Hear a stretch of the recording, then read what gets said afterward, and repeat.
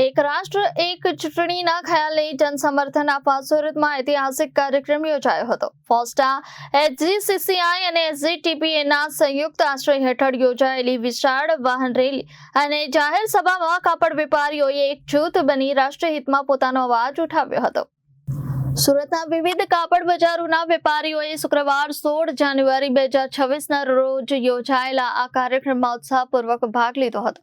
Landmark માર્કેટથી સાંજે 7 વાગે શરૂ થયેલી વાહન રેલી પર્વત પાટિયા અને આઈ માતા માર્ગે પસાર થઈ માહેશ્વરી લક્ઝુરિયા માહેશ્વરી સેવા સદન ખાતે પૂર્ણ થઈ હતી। આ રેલી બાદ યોજાયેલી જાહેર સભામાં વેપારીઓ અને નાગરિકોની નોંધપાત્ર હાજરી જોવા મળી હતી। સભાના મુખ્ય મહેમાન તરીકે ભારતીય જનતા પાર્ટીના રાષ્ટ્રીય સચિવ ઓમ પ્રકાશ ધનકરે સંબોધન કર્યું હતું। આ પ્રસંગે ગુજરાત ભાજપના મહામંત્રી ડોક્ટર પ્રશાંત કોરાટ અને સુરત મહાનગર મહામંત્રી કિશોરજી બિંદલ પણ ઉપસ્થિત રહ્યા હતા।